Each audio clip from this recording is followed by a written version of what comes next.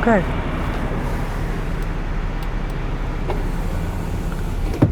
അവനോട് മാറ്റണ്ടാന്ന് കൈയൊക്കെ പറഞ്ഞു. നമുക്ക് ഇവിടുന്ന് വളഞ്ഞുകൊണ്ട് പോകാനായിരുന്നു ഈ ഫ്രണ്ടിലുള്ളവന്.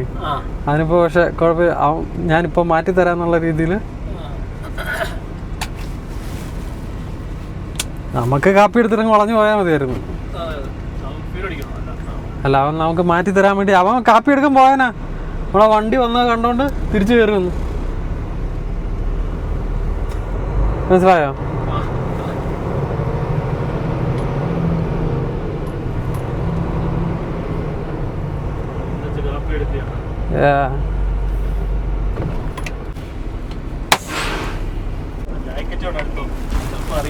ഓ 19 ഡിഗ്രി. ആ ഇവിടെ സാറ് കിടക്കുമ്പോൾ പോകണോ? ആ ഞാൻ പെട്ടെന്ന് കാപ്പി എടുത്തോണ്ട് വരാവേ. That was so kind of you. I just wanted a coffee and I was about to go. That was kind of you. Yeah, I don't like when. Yeah, no, man. Yeah.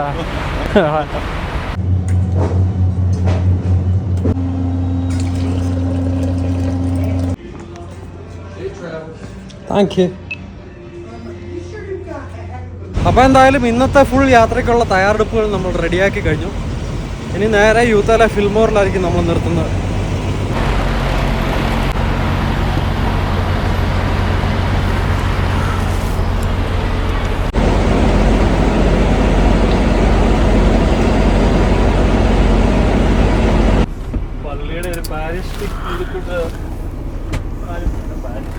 പിക്നിക്കോ? കലാപരിപാടി. ഞങ്ങൾ ആളുകളെല്ലാം അവിടെ മാർഗം കളി. എന്താ പറഞ്ഞു നമ്മക്കറിയില്ല, നമ്മളെയൊക്കെ അതിനകത്തോണ്ട് ചാടിച്ചിട്ട് ഈശ്വരാ ഒരു മാർഗമല്ലാത്തമാർ ഞങ്ങളെല്ലാം കൂടെ കൂടി വരുമ്പോ അവര് തിരിച്ചു പിടിയല്ലേ ആ മുകളിലൊരു പമ്പിലേക്ക്. സാറേ ട്രക്കിയുടെ മുകളില് മറ്റേ ഷെല്ലിന്റെ പമ്പാണോ? ഷെല്ലിന്റെ അല്ലേ? ട്രക്കിയുടെ മുകളില് നമ്മളെ മുകളിൽ എനിക്കറിയത്തില്ല, താഴത്തെ അറിയാം. അവിടെ ഷെല്ലല്ലെന്നു വേറെ ഏതോ പമ്പാ. അപ്പൊ അവിടെ പണ്ട് ഇതുപോലെ തന്നെ ഈ അങ്ങോട്ട് എല്ലാ വണ്ടികളും അങ്ങ് കയറ്റി വിടുവാണ്. അവസാനം വന്നു കഴിഞ്ഞപ്പോ തന്നെ ഒരു പുള്ളി ഇങ്ങനെ സിംഗിളാ പുള്ളി വന്നിട്ട് ഇങ്ങനെ സൈഡ് എടുത്തതാ കണ്ട. ഈ സ്നോയ്ക്കകത്ത് സ്റ്റക്കായി മൂവ് ആകിയല്ല. അപ്പം എല്ലാരും ഇങ്ങനെ ഭയങ്കര മഞ്ഞ് വീടുന്നു, ജയിലിടുന്നു, ഭയങ്കര പരിപാടികൾ. അതിൻ്റെ ഇടയ്ക്ക് വണ്ടി ബ്ലോക്ക് ആവുന്നു, 100 വട്ടം പരിപാടി. അപ്പൊ ഞാൻ പിന്നെ നമ്മളെ ഇട്ട് കഴിഞ്ഞു കഴിഞ്ഞപ്പോ തന്നെ ഇതെന്നാലും ഇറങ്ങി പോകത്തില്ല, സ്റ്റക്കായി നിൽക്കുക. അപ്പൊ പുള്ളിയുടെ അടുത്ത് ഇതൊരു പുള്ളി നമ്മുടെ കുറച്ച് എക്സ്ട്രാ ഞാൻ ആ വഴി കിടന്ന് ചെയിനൊക്കെ എടുത്ത് ചുമ്മാ എടുത്തിട്ടായിരുന്നു എൻ്റെ എവിടെയും. അപ്പൊ പുള്ളിയുടെ അതിനകത്തോട്ടൊക്കെ ഇട്ടേച്ചിട്ട് പലകയോ വേറെ അവിടെ കിടന്ന കുറെ സാധനങ്ങളെല്ലാം അവിടെ ഇട്ട് അവിടെ അവിടെ ഒരു പിന്നെ വർക്ക്ഷോപ്പിന്റെ ആണോ അതൊരു പഞ്ചാബി എങ്ങാണ്ടോ ട്രക്കുകാരൻ പുള്ളിയും US കാരനാ, വെള്ളക്കാരനാ. പക്കാ വെള്ളയല്ല, ഇപ്പൊ ഈ പറഞ്ഞ പുള്ളിയുടെ. അപ്പൊ എന്നാ പുള്ളി ഇങ്ങനെ പുള്ളിയുടെ ഇത് ചുറ്റി ഓടിച്ചു പോകുന്നു, അങ്ങനെ 100 വട്ടം പരിപാടികൾ അതിന്റെ ഇടയ്ക്കാണ്. അപ്പൊ അവിടെ ഒരു കട ഒരുത്തുണ്ട്. ആ മഞ്ഞിന്റെ അകത്ത് എന്റെ കടയുടെ ഫ്രണ്ടിൽ നിന്ന് വണ്ടി മാറ്റണമെന്നും പറഞ്ഞിട്ട് അവിടെ ഒരു സബ്വയോ ഇത് ഇന്ത്യക്കാരന്റെ വർക്ക്ഷോപ്പും ഒക്കെ ആയിട്ടുണ്ട്. അവൻ എന്റെ ഫ്രണ്ടിൽ നിന്ന് വണ്ടി മാറ്റാം, അവിടെ ഇങ്ങനെ നിന്നൊരു ഇടയില്ല. എന്നിട്ട് ഒരു കാലത്തിന് ഇവന്റെ ഇങ്ങനെ എന്നിട്ട് പിന്നെ ഞങ്ങള് ഇങ്ങനെ കയറി കിടക്കുന്ന വിത്തലോട്ട് കെട്ടി ചെയിനെ വെട്ടി വലിച്ചിട്ട് ചെറുതായിട്ട് അവത്തെ വെച്ചിട്ട് പയ്യെ അൻപിൻ പുള്ളി ചെയ്തു. അവൻ പുള്ളി ചെയ്തപ്പോ തന്നെ ഇവൻ ഞങ്ങൾ കയറി വന്നു. തന്നെ പുള്ളിക്ക് ഭയങ്കര സന്തോഷം, ഹെൽപ്പ് ചെയ്തതിന് ഭയങ്കര ഇതൊക്കെ ആയിട്ട്. അപ്പൊ നമ്മളിട്ട് കഴിഞ്ഞു, ഫ്രണ്ടിലോട്ട് വണ്ടി മൂവ് ആവുന്നില്ല, ചക്കായി നിൽക്കുക. അപ്പൊ അതിന്റെ ഇടയ്ക്ക് വേറൊരുത്തന്മാർ കുത്തിക്കയറ്റുന്നു. ഈ വണ്ടി പുള്ളിക്ക് ഇവിടുന്ന് എടുക്കണം. അപ്പൊ അതിന്റെ ഇടയ്ക്ക് ആ കട നിൽക്കുന്ന പറഞ്ഞത് ഞങ്ങൾ പറഞ്ഞു ഇത് നിങ്ങൾക്ക് കാണാൻ മേലെ. ഈ കടക്കാരനാണ് ഇന്ത്യക്കാരനാണ്, അതൊരു പഞ്ചാബി ഒരുത്തൻ വണ്ടി എടുത്തോണ്ട് അവൻ അവിടെ ഫ്രണ്ടിൽ മറ്റേ ഇത് വേണം, ഈ മുതുമഞ്ഞത്താണ് കച്ചവടം. അങ്ങനല്ല, അവനൊരു വർക്ക്ഷോപ്പ് പോലെ എന്തോ ഉണ്ട്. ഒരു മര്യാദ വേണ്ടേ? അതെ, കാരണം ഇത് വണ്ടി എടുക്കാൻ പറ്റണ്ടേ? അത് ഞാൻ അവസാനം ഞാൻ പിന്നെ മലയാളത്തിൽ പറഞ്ഞു, നീ എന്നാ ദൗര്യം എടുത്തതാ, ഞങ്ങൾ കൊണ്ടുപോകണം. അപ്പൊ അത് കഴിഞ്ഞിട്ട് ഞങ്ങള് റോഡിലിറങ്ങി. അപ്പം പുള്ളി ഇറങ്ങി, ഞങ്ങള് ഫ്രണ്ടിലങ്ങ് പോവാ. ഞങ്ങള് പോയി കഴിഞ്ഞപ്പോ തന്നെ കുറെ കൂടെ ഇങ്ങനെ സ്നോ ആയിട്ട് കിടക്കുവാണല്ലോ. അപ്പൊ താഴോട്ട് ഇങ്ങനെ ചേനിട്ടാണല്ലോ പോകുന്നത്. അപ്പോ വേറൊരുത്തം വന്നിട്ടൊരു മിന്നിച്ചിങ്ങോട്ട് നമ്മുടെ പുറകെ വന്നിട്ട് ഇവനിങ്ങനെ ലൈറ്റ് ഇട്ട് കാണിക്കുന്നു. കാരണം ചെയിനിട്ടതിന് 30-40 കിലോമീറ്റർ സ്പീഡിലല്ലേ പോകത്തുള്ളൂ. ഒരുത്തനും ഇങ്ങോട്ട് പോകുന്നു. അതേപോലെ തന്നെ ഈ വേറൊരുത്തന ആഞ്ഞിങ് വരുന്നു കണ്ടു ഇവന്റെ നമ്മുടെ വീടിന്റെ സൈഡിൽ കൂടെ. അതിവനായിരുന്നു ഈ സിംഗിൾ ഞങ്ങള് അവനാ. അവനിങ്ങോട്ട് വന്നിട്ട് ഞങ്ങളുടെ വണ്ടിയുടെ ഒപ്പം അങ്ങ് നിന്നിട്ട് ആ 2 ലൈനും ബ്ലോക്ക് ചെയ്തിട്ട് പയ്യെ മറ്റോൻ അവിടെ കിടന്ന് ലൈറ്റ് അടിക്കുന്നു, ഇതടിക്കുന്നു. അത് കഴിഞ്ഞിട്ട് അവൻ അത് കഴിഞ്ഞിട്ട് അങ്ങോട്ട് അവിടെ ചെയിൻ ഊരുന്ന സമയത്ത് ഞങ്ങള് ചെയിൻ ഊരി ഒരു സ്ഥലത്ത് നിർത്തി. അത് കഴിഞ്ഞ് കുറച്ച് കഴിഞ്ഞ് നോക്കുമ്പോ ഇവൻ അവന് ഞങ്ങള് ചെയിൻ ഊരി കഴിഞ്ഞിട്ട് ഇവൻ താഴെ കണ്ട പോയാ ചെയിൻ ഊരിയ. അപ്പൊ പുറകിലിരിക്കുന്നവൻ ഇവൻ ബ്ലോക്ക് ചെയ്തില്ലേ, അവന്റെ പുറകെ പോയി. ഏതാ നമ്മൾ ചെയിൻ മാറ്റി കൊടുത്തവൻ അവിടെ പോയിട്ട് വഴക്കുണ്ടാക്കുക. ഏതാ ഈ ബ്ലോക്ക് ചെയ്തത്. ഇവൻ അന്നേരം മറ്റോ അങ്ങോട്ട് ഭയങ്കര നമ്മൾ ഇട്ട് കൊടുത്തതിന്റെ ആ ഇതില്. അപ്പം അപ്പൊ ഞങ്ങളിങ്ങനെ നിർത്തിയിട്ട് ചോദിച്ചു എനി ഹെൽപ്പ് എന്ന് പറഞ്ഞു. No man I can deal എന്നൊക്കെ പറഞ്ഞു.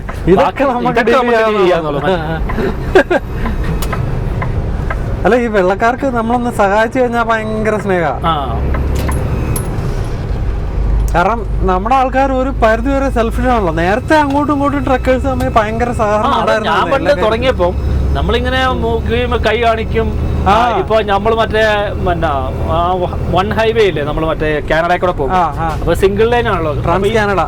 അപ്പൊ കയറ്റം കയറുമ്പോ ഈ സിംഗിൾ ലൈൻ ആയതുകൊണ്ട് അപ്പൊ നമ്മുടെ ലോഡ് ചിലപ്പോ അല്ലെങ്കിൽ അവരുടെ ലോഡ് ഹെവി ആവുമ്പോ ഭയങ്കര സ്ലോ ആയിരിക്കും. അപ്പൊ അവരെന്നാ വെച്ചാൽ ഷോൾഡറിൽ കൂടെ ഓടിച്ചിട്ട് നമുക്ക് സ്പേസ് തരും. അന്നേരം അവര് ഭയങ്കര ഇതൊക്കെയാ. അപ്പൊ അത് കഴിഞ്ഞിട്ട് നമ്മളിവിടെ പമ്പിന്റെ അവിടെ കണ്ടു കഴിഞ്ഞാൽ ഭയങ്കര താങ്ക്സ് ഒക്കെ പറഞ്ഞ് അങ്ങനെയൊക്കെ അങ്ങനെ അങ്ങോട്ടും ഇങ്ങോട്ടും കയ്യും ഇതൊക്കെ കാണിച്ചാണ് പൊക്കോണ്ടിരുന്നത്. ഇപ്പൊ അത് കഴിയുമ്പോ തന്നെ കയ്യും ഇല്ല കാലും ഇല്ല. ഞാൻ ഓർക്കുന്നുണ്ട് ട്രക്കിങ് തുടങ്ങിയ സമയത്തുണ്ടല്ലോ, ഇപ്പൊ കാലിഫോർണിയയിൽ ഞാൻ പറഞ്ഞില്ല ഒരു പഞ്ചാബി കർണറോടെ ഞാൻ ഓടിച്ച് തുടങ്ങിയെന്നുള്ളത്. അവിടെ ചെല്ലുമ്പം ബാക്കപ്പ് ഒക്കെ ഞാനായിട്ടായിരുന്നു ഇട്ടുകൊണ്ടിരുന്നത് ഡോക്കിലേക്കൊക്കെ. അപ്പം കാരണം നമുക്ക് കൂടുതൽ പ്രാക്ടീസ് ആയിക്കോട്ടെ എന്ന് പറഞ്ഞ പുള്ളി എപ്പോഴും ബാക്കപ്പ് നമ്മളെ കൊണ്ട് ഇടിപ്പിക്കായിരുന്നു. അപ്പം നമ്മളിടുമ്പോഴത്തേക്കും ഈ പറഞ്ഞ പോലെ പുള്ളി പുറകെ നിൽക്കണം കാണുമ്പോ ഈ അടുത്തുള്ള മറ്റുള്ള ട്രക്കേഴ്സിന് മനസ്സിലാവുമല്ലോ ഒരു പറഞ്ഞു കൊടുത്തോണ്ടിരിക്കാന്ന്. അപ്പൊ അവരെല്ലാം പുറത്തിറങ്ങി വന്ന് നമുക്ക് ഓരോ ടിപ്സ് പറഞ്ഞു തരുവേ. അതിനൊരു സാധാരണ മൊത്തത്തിൽ ഉണ്ടായിരുന്നു. പിന്നെ ഒരു പ്രാവശ്യം ഞാൻ ഓർക്കുന്നുണ്ട് ആ ഒരു സമയത്ത് ഏതോ സിംഗിൾ ഞാൻ താഴത്തേക്ക് അപ്പുറത്തെ സൈഡിലേക്ക് പോയിട്ട് ഞാൻ തിരിച്ചു വരിക. മറ്റേ ഫ്ലോറിന്റെ സൈഡിൽ പോയിട്ട് തിരിച്ചു വന്നപ്പോൾ രാത്രി ആയപ്പോൾ എനിക്ക് ബ്രേക്കിന് പാർക്ക് ചെയ്യണം. ഏതോ ഒരു യാർഡ് പോലത്തെ ഒരു സെറ്റപ്പിലേക്ക് കയറിയിട്ട് അപ്പൊ എനിക്ക് അങ്ങ് പാർക്ക് ചെയ്യാൻ പറ്റുന്നില്ല. ബ്ലൈൻഡാ. ബ്ലൈൻഡ് ചെയ്യാൻ പാർക്ക് ചെയ്യാൻ പറ്റാഞ്ഞിട്ട് 2-3 പേര് ഇറങ്ങി വന്ന് വെള്ളക്കാര്. ഒറ്റയ്ക്കായതുകൊണ്ട് അവരെനിക്ക് പ്രോപ്പറായിട്ട് പറഞ്ഞു തരുകയും. അപ്പൊ ഭയങ്കര സഹകരണമായിരുന്നു. അത് കഴിഞ്ഞ് പിന്നീട് നമ്മൾ ഇന്ത്യക്കാരുടെ എണ്ണം ശരിക്കും ഇതിൽ കൂടിയപ്പോഴാണ് നമ്മുടെ നാട്ടിലെ ഒരു ഡ്രൈവിങ് ഒരു പേഷ്യൻസ് ഇല്ലാത്ത സാധനങ്ങളുണ്ടല്ലോ. ഇപ്പൊ സാധാരണ ആ സമയത്ത് നമ്മൾ തുടങ്ങിയ സമയത്ത് എന്നൊക്കെ പറഞ്ഞാൽ ആരെങ്കിലും ട്രക്ക് ബാക്കപ്പ് ഇടുവാണെങ്കിൽ ഒരു 5 മീറ്റർ ബാക്കിൽ നമ്മൾ വണ്ടി നിർത്തി മൊത്തം ബ്ലോക്ക് ആക്കി കൊടുക്കും. ബാക്കപ്പ് ഇടുന്നതിനെ പ്രോപ്പറായിട്ട് ബാക്കപ്പ് ഇടാൻ വേണ്ടിയിട്ട്. പക്ഷെ പിന്നീട് കാലക്രമേണ നമ്മുടെ എണ്ണം കൂടിയപ്പോഴാണ് മനസ്സിലായത് ആർക്കും ക്ഷമയില്ലാതെ ഇപ്പൊ ബാക്കപ്പ് ഇടുന്നതിന്റെ ഇടയിൽ കൂടെ ഇച്ചിരി സ്പേസ് ഉണ്ട്, പുറകെ കൂടെ മുമ്പിൽ കൂടെ എല്ലാം അവനവന്റെ കാര്യം എന്നുള്ള ഒരു കാര്യം നമ്മുടെ നാട്ടിലെ ഒരു കൾച്ചർ ഉണ്ടല്ലോ. അങ്ങനെ വന്ന് ട്രക്കേഴ്സ് തമ്മിൽ ഒരു സഹകരണം ഇല്ലായ്മ ഇവര് മനസ്സിലാക്കി കഴിഞ്ഞാൽ പിന്നെയാണ് ഇവർക്ക് ആർക്കൊക്കെയാണ് മര്യാദ ഉള്ളത് ആർക്കൊക്കെയാണ് മര്യാദ ഇല്ലാത്തതെന്ന് മനസ്സിലാവുന്നത്. അപ്പൊ ആ ഒരു സമയത്ത് മുതലാണ് പിന്നെ നമ്മളെ കാണുന്ന ഇവർക്ക് ഇഷ്ടമല്ലാത്ത തുടങ്ങിയതും നമ്മളെ ഇവിടുത്തെ ട്രക്കിങ്ങിന്റെ കൾച്ചറും റെസ്പെക്റ്റും ഒക്കെ കളയുവാണെന്ന് പറഞ്ഞ് ഒരു വാളം തുടങ്ങിയതും മൊത്തത്തിൽ അങ്ങനെ ഒരു പ്രശ്നങ്ങൾ അങ്ങോട്ടും ഇങ്ങോട്ടും തുടങ്ങിയത്. കാരണം നമ്മൾ ഈ 2 സ്റ്റേജും കണ്ടതുകൊണ്ട് തന്നെ നമുക്ക് അവരെ ഒരിക്കലും ബ്ലെയിം ചെയ്യാൻ പറ്റില്ല. ഈ പഴയ വെള്ളക്കാർക്ക് കറക്റ്റ് ആ രീതിക്ക് തന്നെ ചെയ്യുന്നത് അവരുടെ ഒരു മെത്തേഡില്. അപ്പൊ ഞാൻ പറഞ്ഞില്ലേ, ഞാൻ സിംഗിൾ ഓടിയപ്പം ഈ സ്കാർബ്രോയിൽ ഭയങ്കര കൺജസ്റ്റഡ് ആയിട്ട്, അതായത് ഡേ ക്യാപ്പ് എടുക്കുന്ന ലോഡ് എടുക്കുന്ന ഡോക്കാ. അപ്പൊ ഞാനിങ്ങനെ ഇത് 2-3 തവണ നോക്കി, ഒരു രക്ഷയില്ല. അപ്പൊ ഫ്രണ്ട് മതിലാ. അപ്പൊ ഇങ്ങനെ എൽ ഷേപ്പിലൊക്കെ പോയിട്ടും സംഭവം വെക്കുന്നില്ല. അത് കഴിഞ്ഞ് ഒരു വെള്ളക്കാരൻ അവിടെ ലോഡ് എടുക്കാൻ വേണ്ടി വന്നു. അവനെങ്കിൽ മറ്റേ ചെറിയ വണ്ടി, മറ്റേ ഡീസൽ ഓടിക്കുന്ന ആ സംഭവമാണ്. അപ്പൊ അത് ഓടിച്ച് പുള്ളി പറഞ്ഞു ഇത് ഭയങ്കര ടൈറ്റ് ആണല്ലോ എന്നൊക്കെ പറഞ്ഞുകൊണ്ട് ഇങ്ങനെ എന്നിട്ട് പുള്ളി പറഞ്ഞു ഓക്കെ. പുള്ളി ഇങ്ങനെ വന്ന് പറയാൻ തുടങ്ങിയപ്പോൾ തന്നെ 2-3 പഞ്ചാബികൾ വന്നിട്ട് തലക്കെട്ടൊക്കെ ഉള്ള അപ്പന്മാർ വന്നിട്ട് പറയാൻ തുടങ്ങി. അന്നേരം എന്നോട് പറഞ്ഞു അവര് പറയുന്നത് കേൾക്കരുത് കേട്ടോ, ഞാൻ പറയുന്നത് കേട്ടോണം, എന്നിട്ട് നീ ചെയ്തോണം. അവരൊക്കെ മറ്റേ വേറെ ഇത് വേടാ പുള്ളി ഉപയോഗിച്ച്. അപ്പൊ ഞാൻ പറഞ്ഞു ഓക്കെ. അപ്പൊ എന്നോട് ചോദിച്ചു ഇന്ത്യയിൽ എവിടെയാന്നൊക്കെ ചോദിച്ചു. ഞാൻ സൗത്ത് പാർട്ട് എന്നൊക്കെ പറഞ്ഞപ്പോൾ തന്നെ ആ പുള്ളി ഒന്നുകൂടെ അപ്പം നമ്മളിങ്ങനെ അപ്പൊ നമ്മള് വേറെ ഇതനുസരിച്ച് പുള്ളി അപ്പൊ കറക്റ്റ് ആ തിരിക്കേണ്ട കറക്റ്റ് പാങ്ങിൽ. അപ്പൊ അത് കഴിഞ്ഞ് ഞാൻ ഡോക്കിലിട്ട് കഴിഞ്ഞപ്പം അതിന്റെ അകത്ത് തമിഴന്മാരുടെ ഒരു വെയർ ഹൗസാ, കുറെ പേര് വർക്കേഴ്സ് തമിഴന്മാരാ. അപ്പൊ അവരെന്നോട് ചോദിച്ചു ഏത് ഡോക്കിലായിട്ടെന്ന് ചോദിച്ചു. അപ്പം ഇതിന്റെ ഇടയിലുള്ള ഡോക്കിലായിട്ട് ഏറ്റവും ഡിഫിക്കൽട്ട് ആയിട്ടുള്ള ഡോക്കില് നീ സിദ്ധല്ലെന്ന് ചോദിച്ചു. എങ്ങനെ ഇട്ടെന്ന് ചോദിച്ചു. നിന്നെ കൊണ്ട് എങ്ങനെ സാധിച്ചത്? അവര് പറഞ്ഞു ബാക്കിയുള്ളവർ വന്നിട്ട് ഇപ്പുറത്തെ ട്രക്ക് മാറ്റി വെച്ചിട്ടാണ് ഈ സൈഡിലായിരുന്നത്. അപ്പൊ നമ്മൾ നോക്കുമ്പോ വേറെ നിർവാഹം അങ്ങനെ അങ്ങോട്ട് ഇട്ടു, പിന്നെ ഇവന്മാരുടെ അടുത്ത് ഇതായിട്ട്. അപ്പൊ മറ്റേ പുള്ളിയും വന്നിട്ട് കറക്റ്റ് ആയിട്ട് വന്നു കഴിയുമ്പോഴത്തേന് അതായത് ഈ ഫ്രണ്ടില്ലേ, ഈ ഫ്രണ്ടില് ഒരു ഗ്രില്ലുണ്ട്, മതില്, ഇങ്ങനെ ഗ്രില്ലിന്റെ മതിലാ, അതിന്റെ ഇടയിൽ കൂടെ ഒരാൾക്ക് പോകത്തില്ല, അത്രയും കറക്റ്റ് ആയിട്ടാ ഇതിങ്ങനെ ചെരിഞ്ഞ് അങ്ങോട്ട് ടയർ വെച്ചു. അപ്പൊ നമുക്ക് എടുത്തോണ്ട് പോവാം.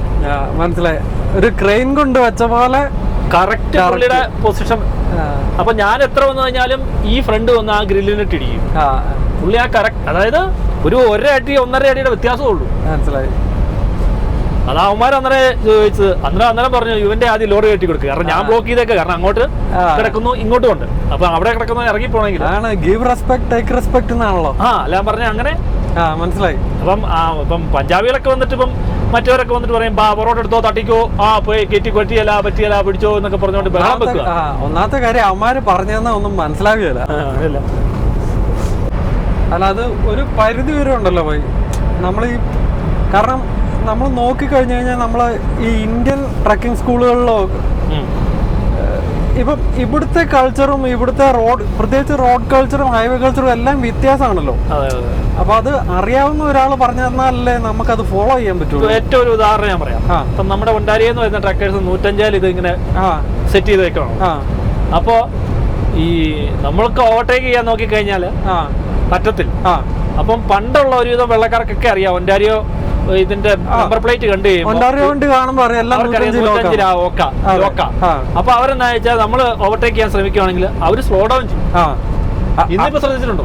സ്ലോ ഡൗൺ ചെയ്യല, അവൻ ടൈറ്റ് ആയിട്ട് പിടിച്ചിട്ട് പിന്നെ അവൻ തന്നെ കൂട്ടി പോകുന്ന ഒരു ആരെയൊന്നും അങ്ങോട്ടും ഇങ്ങോട്ടും കയറ്റി വിടുന്നു. അതൊക്കെ ഒരു മര്യാദയാ. കാരണം ഒരേ രീതിയിലുള്ള എക്യുപ്മെന്റ്സ് അങ്ങോട്ടും ഇങ്ങോട്ടും ഓടിക്കുന്നവര് എല്ലാവർക്കും അതിന്റെ ബുദ്ധിമുട്ട് അറിയാം. അപ്പൊ ആ കാണിക്കുന്ന ഒരു മര്യാദ അല്ലേ കൂടെ ഓടിക്കുന്നതിനോട്. കാരണം ചിലപ്പോ അവന് 1 മൈലിന്റെ വ്യത്യാസം അങ്ങോട്ടും ഇങ്ങോട്ടും കാണുമായിരിക്കും. കുറെ നേരം നമ്മള് പുറകെ നിന്നിട്ടായിരിക്കും. അല്ല ചിലപ്പോ ഈ മുമ്പിൽ പോണം, വല്ല ഫോണും കണ്ടോണ്ടോ അല്ല വല്ല പാട്ടും കേട്ടോണ്ടോ അല്ല ഫോണിൽ സംസാരിച്ചോണ്ടോ ശ്രദ്ധ മാറി അവൻ ഇങ്ങനെ പയ്യെ പൊയ്ക്കൊണ്ടിരിക്കുമ്പോഴായിരിക്കും പുറകില്ല അവൻ കയറി വരുന്നത്. ഈ കയറി വരുന്നവൻ കാണുമ്പോൾ ഇവൻ പെട്ടെന്ന് അലേട്ടാവും. എന്നിട്ട് ഞാൻ പയ്യാണല്ലോ പോണെന്ന് ഓർത്ത് പെട്ടെന്ന് തന്നെ ചവിട്ടാൻ തുടങ്ങും. അതൊക്കെയാണ് നമ്മളെ. പിന്നെ ഈ പറയുമ്പോഴത്തേക്കും 100% അത് ഇന്ത്യക്കാരെന്ന് പറയുന്നത് ഇന്ത്യക്കാര് 100% അല്ല കേട്ടോ. ഈ ബംഗ്ലാദേശ്, പാകിസ്ഥാനി, ശ്രീലങ്ക ഇതെല്ലാം നമ്മള് ഇന്ത്യ, മിഡിൽ ഈസ്റ്റിലെ പല രാജ്യങ്ങളിൽ നിന്നൊക്കെ. അത് കൂടാതെ ഇതിന്റെ അകത്ത് നൈസായിട്ട് എസ്കേപ്പ് ചെയ്യുന്ന ടീമുകളാണ് ഈ മിഡിൽ ഈസ്റ്റേൺ ടീമുകൾ. റഷ്യക്കാര്, മറ്റേ ഈസ്റ്റേൺ യൂറോപ്പുകാരും, നമ്മുടെ റഷ്യ, പോളണ്ട്, അൾജീരിയ, അൽബേനിയ, അമ്മാതിരി ടീമുകളും എല്ലാം ഈ കടായം കാണിക്കുന്നവരൊക്കെ തന്നെയാണ്.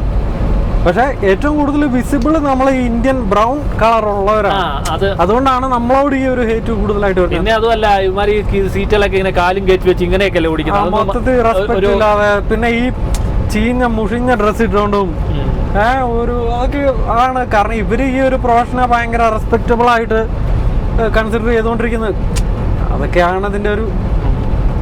ഞാനിത് ഈ ട്രക്കിംഗ് സ്കൂളുകളുടെ കാര്യം പറയാനുള്ള ഒരു കാരണേ, അപ്പൊ ഞാൻ ട്രക്കിംഗ് പഠിക്കാൻ നേരത്ത് ഈ പറഞ്ഞ പോലെ നമ്മളൊരു പുതിയ കൾച്ചർ, വലിയ എക്യുപ്മെന്റ്, ഒരു പുതിയ കരിയർ അങ്ങനെയെല്ലാം തീരുമാനിച്ച. അപ്പം എന്തായാലും ഇത് പഠിക്കുമ്പോൾ നന്നായിട്ട് തന്നെ പഠിക്കണം. കാരണം നമ്മൾ റോഡിൽ ഇറങ്ങിയിട്ട് പിന്നെ ഇത് നമ്മളെ ഒരാള് എനിക്കിത് അറിയത്തില്ല എന്നൊരു ചോദ്യം വരുമ്പോഴത്തേക്ക് നമ്മൾ ചമ്മി നിൽക്കേണ്ട ഒരു കാര്യം. കാരണം എന്താ വെച്ചാൽ നമ്മൾ ട്രക്ക് ഓടിക്കുന്ന ആളാന്ന് പറയുമ്പോൾ ഒരുമാതിരിപ്പെട്ട അവന് റോഡിലെല്ലാം അറിയാമെന്നുള്ള ഒരു ധാരണ സാധാരണക്കാരുടെ ഉണ്ടല്ലോ. അപ്പൊ അങ്ങനെ എല്ലാം ഒന്നും അറിഞ്ഞില്ലെങ്കിലും അത്യാവശ്യം ഒരു ധാരണ ഇതിന് വേണം എന്നുള്ള ഒരു ഇതും കൊണ്ട് തന്നെ ആ സമയത്ത് പൈസ ഇച്ചിരി കൂടുതലായിരുന്നെങ്കിൽ ഞാൻ നമ്മുടെ ഈ ഹംബർ കോളേജിൽ പോയി പ്രോപ്പറായിട്ട് ഇതിന്റെ തിയറിയും ഇതും കാര്യങ്ങളും എല്ലാം അങ്ങനെ പഠിച്ചത്. അപ്പൊ അത് കഴിഞ്ഞ് കുറെ നാൾ അങ്ങനെ അങ്ങ് മുന്നോട്ട് പോയി. അപ്പം നമ്മളെ കുറച്ച് കൂട്ടുകാരെല്ലാം ഇതുപോലെ എന്നാൽ ട്രക്കിങ്ങിലേക്ക് വരാം എന്നുള്ള ഒരു ഇതിലേക്ക് താല്പര്യത്തോടു കൂടി.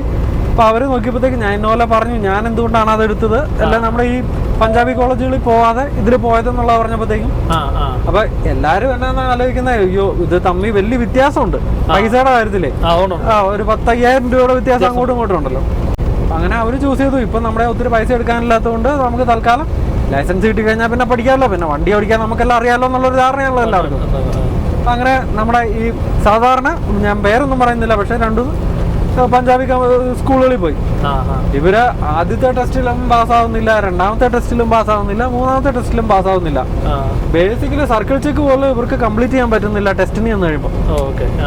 അപ്പൊ അങ്ങനെ വന്നു കഴിഞ്ഞപ്പോഴത്തേക്ക് ഇവര് പറഞ്ഞു, എടാ ഞങ്ങൾ ഇങ്ങനെ ഒത്തിരി പ്രാവശ്യം പോയി, എന്ത് ചെയ്താ ഞങ്ങൾക്ക് ഇത് വരുന്നില്ല, ബാക്കപ്പ് ഒന്നും മര്യാദയ്ക്ക് എടുക്കാൻ പോലും പറ്റുന്നില്ല, നീ ഒന്ന് വന്ന് നോക്കാവോ എന്ന് ചോദിച്ചു. അപ്പൊ നമുക്ക് നാച്ചുറലി വേറെ കോളേജ് ആയതുകൊണ്ട് നമുക്ക് അങ്ങനെ പോയി നമുക്കൊന്നും ചെയ്യാൻ പറ്റും. ഞാൻ പറഞ്ഞു, എടാ ഞാൻ വന്നിട്ട് നോക്കാം, നിങ്ങളുടെ കൂടത്തിൽ വരുന്നതെന്ന് പറഞ്ഞാൽ മതി. അപ്പം നിങ്ങൾ ചെയ്യുന്നതിൽ എന്തൊക്കെയാണ് തെറ്റുകൾ എന്നുള്ളത് ബാക്കി നമുക്കൊന്നും അറ്റ്ലീസ്റ്റ് എന്തെങ്കിലും ഇപ്പൊ നമ്മൾ എന്തുകൊണ്ടാണ് തോക്കുന്നതെന്ന് അറിയാമല്ലോ എന്നും പറഞ്ഞുകൊണ്ട് ഞാൻ ഈ രണ്ടുപേരുടെ കൂടെ പോയി. ഞാനങ്ങനെ പോയി. അപ്പം ഇവര് ചെയ്യുന്നത്, ഇവര് പഠിക്കുന്നതും പഠിപ്പിക്കുന്നതും എല്ലാം കാണും. അത് കണ്ടപ്പോൾ ഞാൻ തന്നെ അത്ഭുതപ്പെട്ടു, ഇവരെങ്ങനെ പാസ്സാകാൻ വേണ്ടിയിട്ട്. അപ്പൊ ഞാൻ ടെസ്റ്റ് എടുക്കാൻ നിന്നാൽ പോലും ഇവരെ പാസ്സാക്കിയല്ല. കാരണം ഈ പറഞ്ഞു കൊടുക്കുന്നവന് പറഞ്ഞു കൊടുക്കാൻ അറിയത്തില്ല. മനസ്സിലായോ? ഇപ്പം ഇവിടെ അതാണ് ഞാൻ പറയുകയാണെങ്കിൽ, ഈ കോളേജുകളിൽ പഠിപ്പിക്കാൻ നിൽക്കുന്നവർക്ക് ഒരു ബേസിക് ക്വാളിഫിക്കേഷൻ ടെസ്റ്റ് വെക്കണം.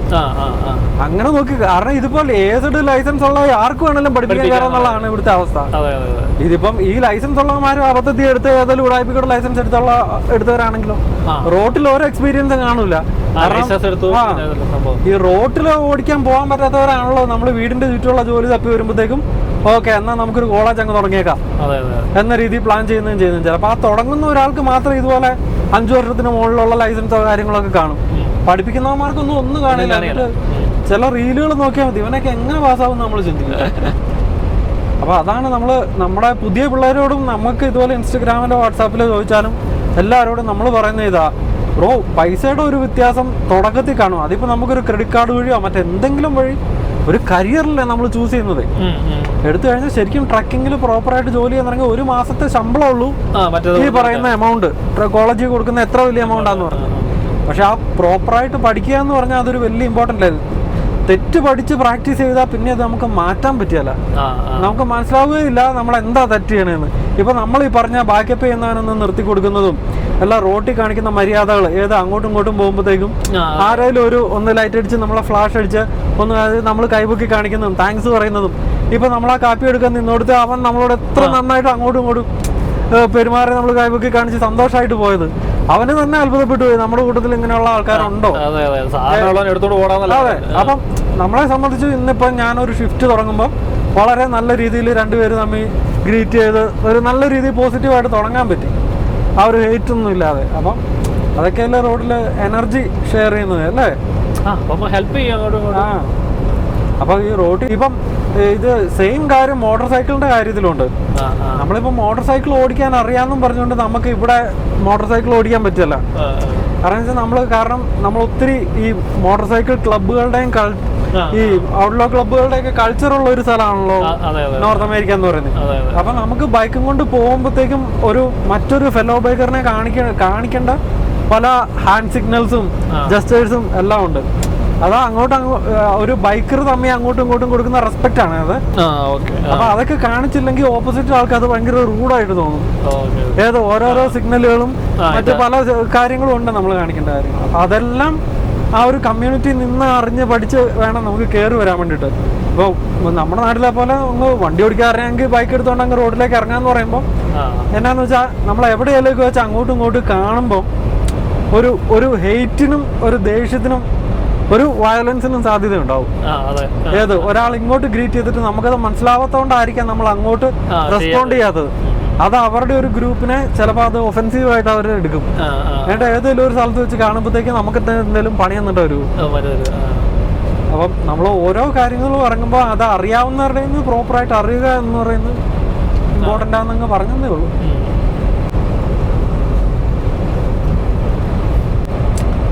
എന്തായാലും എന്ത് സംസാരിക്കും, കണ്ടന്റ് ഒന്നും ഇല്ലല്ലോ എന്നൊക്കെ ഓർത്തിരിക്കായിരുന്നു. ആവശ്യത്തിന് വർത്താനം പറഞ്ഞു കേട്ടു. അത് വർത്താനം പറയുമ്പോഴത്തേക്ക് എന്നതിലൊക്കെ കയറി വരും അല്ലേ. പലർക്കും സംശയം ഉണ്ടായിരുന്നു. നമ്മൾ ഡെയിലി വീഡിയോ ആയിട്ട് തുടങ്ങുമ്പോഴത്തേക്ക് ഇത് എന്നാ ഇപ്പൊ ഡെയിലി നിങ്ങൾ പോണ ഓരോ റൂട്ടും ഓരോ കാര്യങ്ങളൊക്കെ അല്ലേ നിങ്ങൾ രണ്ടുപേരും കൂടെ പോകുന്നു, ഇത് എന്ത് ഇടുന്നതാണ്. പക്ഷെ ഇപ്പൊ നമ്മളൊന്ന് നോക്കി നമുക്ക് എന്തോരം കാര്യങ്ങളാ സംസാരിക്കാനും കാണിക്കാനും പറയാനും അല്ലേ.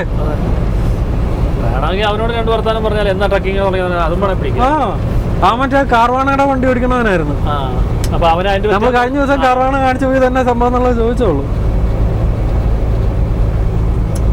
നമുക്ക് പിടിക്കണം നമുക്ക് വെറൈറ്റി വണ്ടികൾ കാണുമ്പം വെറൈറ്റി രീതിയിലുള്ള ട്രക്കിങ് കാണുമ്പം നമുക്ക് മാക്സിമം ഇവിടെ ടാറ്റയുടെ ഫാക്ടറി അല്ലേ ഇത് എവിടെയോ നമ്മൾ അവിടെ നിന്ന് ഇങ്ങോട്ട് വരുമ്പോ ഈ സൈഡില് ഒരു ബോർഡുള്ളത് ചിലപ്പോ കാണും. ടാറ്റ എനിക്ക് തോന്നുന്നു ഇപ്പൊ ഈ മറ്റേ നമ്മള് ലിറ്റിൽ അമേരിക്കയിലോട്ട് പോകുന്ന അത് അവിടെ എവിടെയാണ്ട് ഒരു ബോർഡ് ഉണ്ട് മറ്റേ ടാറ്റ കെമിക്കൽസ് എന്ന് പറഞ്ഞു. ഒന്ന് ആലോചിച്ച് നോക്കിക്കേ, ടാറ്റയും റിലയൻസും ഒക്കെ എന്നാ വലിയ കമ്പനികളാണല്ലേ. ഒരു ലോകത്ത് എത്ര 200 ടാറ്റയ്ക്ക് അങ്ങോട്ട് ഇത്ര 200 രാജ്യങ്ങളോ അങ്ങനെ കണ്ട് ഉള്ളിടത്തെല്ലാം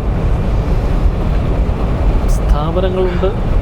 ഏത് ടാറ്റയുടെ ഒരു ബോർഡേ നമുക്ക് കാണാൻ പറ്റുള്ളൂ. അത് കഴിഞ്ഞിട്ട് പിന്നെ അങ്ങ് വിശാലമായ ഒരു ഏരിയ കിടക്കുക ഉള്ളിലോട്ട്. അപ്പം വലിയ മൈനിങ് ഒക്കെ ആയിരിക്കും. ഇതുണ്ടല്ലേ ഇങ്ങനെ ഇതുണ്ട്, ഇതൊരു ഫാക്ടറിയാ.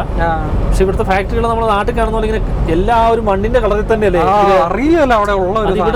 ഇവിടെ ശ്രദ്ധിച്ചില്ലേ നമ്മൾ മറ്റേ യൂട്ടാലൊക്കെ പോകുമ്പോ ഇപ്പൊ നമ്മൾ ഇവിടെ ഇറക്കം ഇറങ്ങി കഴിയുമ്പോ ആ വീടുകളൊക്കെ കണ്ടു കഴിഞ്ഞാൽ അവിടെ ഇങ്ങനെ കൊളറാഡോ കാണിച്ചു കൊടുത്തല്ലോ, പ്രകൃതിയുടെ അതേ കളറിലാണ് ബിൽഡിങ്ങുകൾ. ഇപ്പൊ ഈ ഇത് കണ്ടു കഴിഞ്ഞാല് ഇപ്പൊ നമ്മുടെ നാട്ടിലൊക്കെ ആണെന്നുണ്ടെങ്കിൽ അത് ഒരു വൈറ്റ് ഒക്കെ പെയിന്റ് ഒക്കെ അടിച്ച് അകലെന്നെ കാണാൻ പറ്റും. ഇതിപ്പോ അവിടെ നിന്ന് ഇങ്ങനെ പൊങ്ങി നിൽക്കുന്നുണ്ട്, എന്തോടെ നിൽക്കുന്ന സംഭവം. 4 കോലുള്ളതുകൊണ്ട് അവിടെ ശ്രദ്ധിക്കും. അതെ, അല്ലെങ്കിൽ നമ്മൾ പറഞ്ഞ മൊത്തത്തിൽ ഒരുപോലെ അങ്ങ് നോക്കുള്ളൂ. ബാക്കി ബിൽഡിങ്ങുകൾ മുഴുവൻ ആ മണ്ണിന്റെ കളറാ. ഇതിപ്പോ ഇന്നാളെ എങ്ങാണ്ട് ഞങ്ങൾ നോക്കിയപ്പോഴേ ഇങ്ങനെ ഈ സ്ട്രെയിറ്റ് അങ്ങ് അവിടെ വരെ അങ്ങോട്ട് ഏകദേശം ഒരു 8-9 മൈല് വരും. ശരിക്കും നമ്മളൊക്കെ പണ്ട് നാട്ടിലെ ഈരാറ്റുപേട്ടെന്ന് പാലായിക്ക് അത്രയും ദൂരമേ ഉള്ളൂ, 16 കിലോമീറ്ററേ ഉള്ളൂ.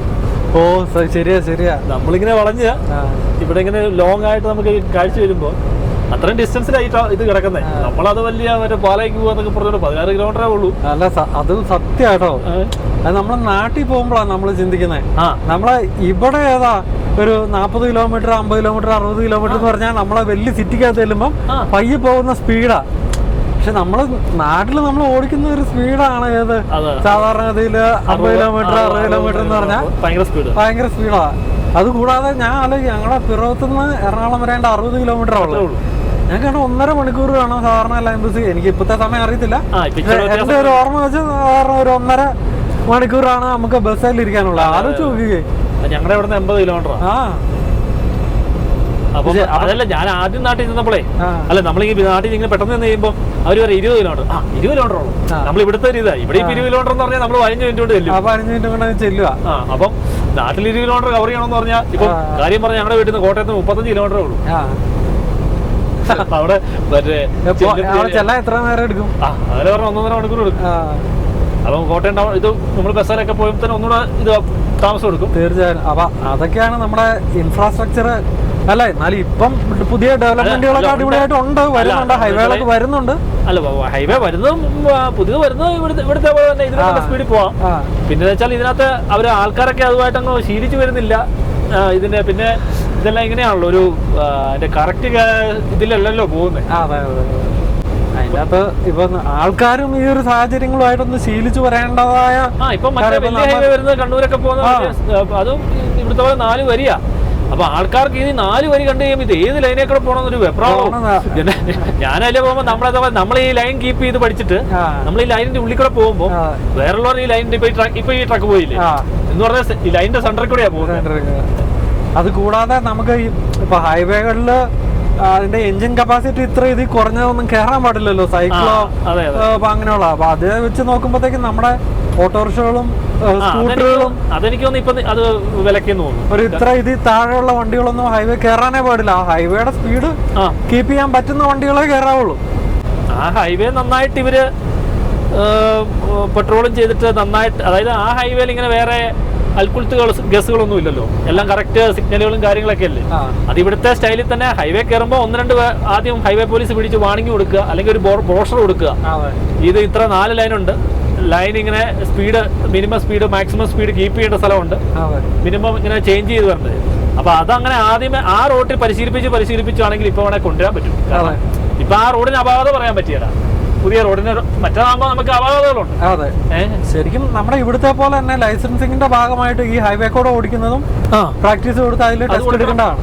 ഇനി ടെസ്റ്റ് കൊടുക്കണം അങ്ങനെ. അതായത് കാരണം ഓൾറെഡി റോഡിലുള്ളവരെ പഠിപ്പിക്കാന്ന് പറഞ്ഞാൽ വലിയ പാടാണ്.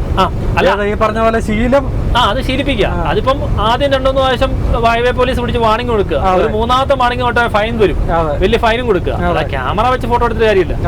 അപ്പൊ അത് കഴിഞ്ഞിട്ട് ഇവിടുത്തെ സ്റ്റൈലിൽ തന്നെ ഹൈവേ പോലീസ് പുറകെ വന്ന് ലൈറ്റ് ഇട്ട് പിടിക്കുക എന്നുള്ള ഒരു പരിപാടിയിലേക്ക് വരണം. അല്ലെങ്കിൽ ഇപ്പൊ ഓൾറെഡി ലൈസൻസ് ഉള്ള ആൾക്കാർക്കെല്ലാം നിർബന്ധിതമായിട്ടൊരു നമ്മുടെ ഇപ്പൊ എയർ ബ്രേക്കിന്റെ ടെസ്റ്റ് നമ്മൾ ചെയ്യുന്നില്ല ഓൺലൈനായിട്ട്, എല്ലാവർക്കും ഒരു 20 മിനിറ്റ് ഉള്ള ഈ ഇതിന്റെ ലൈൻ അവയർനെസിനെ കുറിച്ചുള്ള ഒരു കോഴ്സ് അത് നിർബന്ധമായിട്ട് ചെയ്ത് അതൊരു സർട്ടിഫിക്കറ്റ് കൈ പിടിക്കണം എന്ന് പറഞ്ഞാൽ എല്ലാവർക്കും ഒരു അവയർനെസ് നമുക്ക് കൊടുക്കും. ഒരു 2 വീക്സ് അല്ലെങ്കിൽ 1 മന്ത് ഈ ഹൈവേ കൂടെ ഓടുന്നവർക്കെല്ലാം കാരണം ഇപ്പൊ ലൈസൻസ് ഉള്ളവർക്ക് ഇത് എങ്ങനെ ഓടിക്കണമെന്ന ഐഡിയ ഇല്ലാത്ത ആൾക്കാരുണ്ട്. പിന്നെ അതല്ല, ഇപ്പൊ ഒരുവിധം ആൾക്കാരെല്ലാം ഈ ഗൾഫ് രാജ്യങ്ങളിൽ ജോലിയൊക്കെ എടുക്കുന്നവരാണ്. ഇപ്പൊ ഞാനാണെ പോലും നമ്മൾ ആദ്യം ഓടിക്കുമ്പോൾ ലൈനിൽ നിൽക്കും, പിന്നെ നമ്മൾ നോക്കുമ്പോൾ നമ്മൾ ഈ ലൈനിൽ നിൽക്കുന്നതുകൊണ്ട് പിന്നെ നമ്മൾ അവിടുത്തെ ഡ്രൈവിംഗ് എൻജോയ് ചെയ്യാൻ വേണ്ടി ഇത് 4 ലൈന് നമ്മളും കവർ ചെയ്ത് അങ്ങ് ഓടിക്കും. അതാ ഇപ്പൊ അവിടെയുള്ള ഒരു 50 പകുതി ആൾക്കാരും പുറം രാജ്യങ്ങളിൽ ജോലി എടുത്തിട്ട് വരുന്നവരൊക്കെ അവർക്ക് ഈ റോഡിന്റെ സംഭവമൊക്കെ അറിയാം. പക്ഷെ നമ്മൾ കുറച്ച് കഴിഞ്ഞ് ഇത് നോക്കിക്കഴിയുമ്പോൾ ഇത് നോക്കിക്കൊണ്ട് നിന്നാൽ അവിടെ കാര്യം ഓടിക്കണം എന്നുള്ള പരിവത്തിൽ വന്നു കഴിയുമ്പോൾ നമ്മളും അതിലേക്ക് അങ്ങ് മാറുക. ഇതിന് ഞാൻ ഒരു ഉദാഹരണം പറയട്ടെ.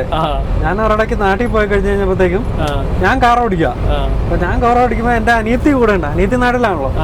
ഞാൻ ഇടയ്ക്കിടയ്ക്ക് ബ്ലൈൻഡ് സ്പോട്ട് ഇങ്ങനെ ചെക്ക് ചെയ്യും, വണ്ടി വളയ്ക്കാതെ കരുത്. കാരണം നമുക്ക് ബ്ലൈൻഡ് സ്പോട്ടിന്റെ ഡിറ്റക്ഷൻ ഒന്നുമില്ല സാധാരണ കാറിലെ. അപ്പൊ ഇങ്ങനെ പോകുമ്പോഴത്തേക്ക് നമ്മൾ വളയ്ക്കുന്നതിന് മുമ്പ് ജസ്റ്റ് ഒന്ന് ബാക്കിലേക്ക് തിരിഞ്ഞ് ബ്ലൈൻഡ് സ്പോട്ടിൽ വണ്ടി ഉണ്ടോ എന്നുള്ളത് നോക്കും. ഞങ്ങളുടെ അവിടെ 3 റോഡ് ജംഗ്ഷൻ എന്ന് പറഞ്ഞ ഒരു സ്ഥലമുണ്ട്. അതായത് വൈ പോലെ ജംഗ്ഷനുള്ള ഒരു വണ്ടി അവിടെ ഒന്നുമില്ല. അപ്പൊ നമ്മള് ഈ റോഡ് നേരെ അങ്ങ് പോയി അങ്ങ് കണ്ടിന്യൂ ചെയ്യുന്നതിന് മുമ്പ് ആ വൈ പോലെ അപ്പുറത്തെ സൈഡിൽ നിന്ന് ഒരു വണ്ടി വരുന്നുണ്ടോ നമ്മളൊന്ന് തിരിഞ്ഞ് നോക്കി നമ്മൾ കണ്ടിന്യൂ ചെയ്യണം. അപ്പൊ അനിയത്തി ചോദിക്കും, ചേട്ടാ എന്തിനാ ഇടയ്ക്കിടയ്ക്ക് പുറകിലേക്ക് നോക്കണം? മനസ്സിലായോ? ഇത് ഇവിടെ പരിചയമുള്ള ആൾക്കാരല്ലല്ലോ, ഇത് റോഡ് നേരെയല്ലേ കിടക്കണേ. അതല്ല, വേറെ രസം ഉണ്ടായി. കഴിഞ്ഞ പ്രാവശ്യം ഞാൻ നാട്ടിൽ പോയില്ലേ, അപ്പം ഞാൻ കണ്ണൂര് പോയപ്പം നമ്മള് ആൾക്കാരെ കണ്ടു കഴിയുമ്പോ തന്നെ നമ്മൾ വണ്ടി നിർത്തിയിട്ട് പൊക്കോ, അവരിങ്ങനെ അന്തം വിട്ട് നിൽക്കാം. ഇത് ഏതവനാടാ ഇത്? സീബ്രല്ല, നമ്മളിപ്പോ റോഡ് ക്രോസ് ചെയ്യുമ്പോ വണ്ടി ചവിട്ടി കൊടുക്കും. നമ്മളിവിടുത്തെ രീതിയിൽ അവർക്ക് മുൻഗണന കൊടുത്ത് കഴിയുമ്പോ അവിടെ ഉള്ളൊരു വായ പിടിച്ച് നോക്കിയിരിക്കുക. അല്ല, ഈ നടന്നു പോണവരും നമ്മളെ പുച്ഛത്തോടെ പറഞ്ഞേ പച്ചപ്പരിഷ്കാരം ഇവനാ. അതായത് ഞാനിങ്ങനെ ഇറങ്ങി കഴിയുമ്പോ നിങ്ങൾ പൊക്കോളാൻ പറഞ്ഞു. അവര് വേറെ ചേച്ചിമാരിങ്ങനെ വന്നിട്ട് ഇത് ഏതവനാടാ, ഏത് ഈ ചെറുക്കിന് വണ്ടി ഓടിക്കാൻ അറിയാൻ പാടില്ലെന്നൊക്കെ. അങ്ങനെയുണ്ട്. പിന്നെ നാട്ടിൽ ഈ പറഞ്ഞ ബ്ലൈൻഡ് സ്പോട്ട് നോക്കണം കേട്ടോ. ഈ ഹൈവേയില് ഈ 3 ലൈൻ 4 ലൈനില് ബ്ലൈൻഡ് സ്പോട്ട് നോക്കണമെന്ന് ഇവിടെ പിന്നെ നോക്കിയില്ല, കുഴപ്പമില്ല. കാരണം ഓപ്പോസിറ്റ് വരുന്നവനേലും ഇതൊക്കെ പാലിച്ചായിരിക്കും വരുന്നത്. നാട്ടിൽ നമ്മൾ സ്ഥിരമായിട്ട് നോക്കിയില്ലെങ്കിൽ എപ്പോ പണി. ശരിക്കും ആ പറഞ്ഞ ബ്ലൈൻഡ് സ്പോട്ട് ഉണ്ട്. അതാ ഞാൻ കണ്ണൂരൊക്കെ പോയി കഴിയുമ്പോ തന്നെ ആൾക്കാർ ചുമ്മാ ഇങ്ങ് കയറിയേക്കുക. അപ്പൊ ആ സെയിം ടൈമിൽ ഇവിടുന്നും കയറും. അതെ, ഈ കണ്ണാടി കിട്ടുന്നില്ലല്ലോ. അതിപ്പം ഞാൻ പറയാതെ അത് ഫുള്ള് തുറന്നു കഴിഞ്ഞാൽ അതിപ്പോ എന്നാ വെച്ചാല് നമുക്ക് ഫുൾ സ്പീഡ് എടുക്കുന്നതിന് മുമ്പേ അടുത്ത പണി തുടങ്ങും. ഇതിൽ ഈ കംപ്ലീറ്റ് ആക്കാതെ ഇട്ടേക്കുന്നതുകൊണ്ട് ആ ഫുള്ള് സ്പീഡ് വന്നു കഴിഞ്ഞാൽ പിന്നെ എന്തെങ്കിലും ഒക്കെ ആക്സിഡന്റ് ഉണ്ടായി ഇവിടത്തേക്കാൾ 10 ഇരട്ടി എഫക്റ്റ് ആയിരിക്കും.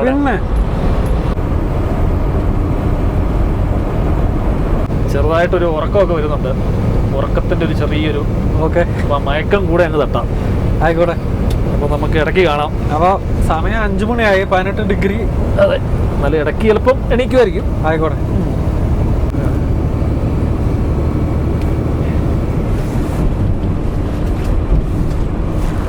Good night.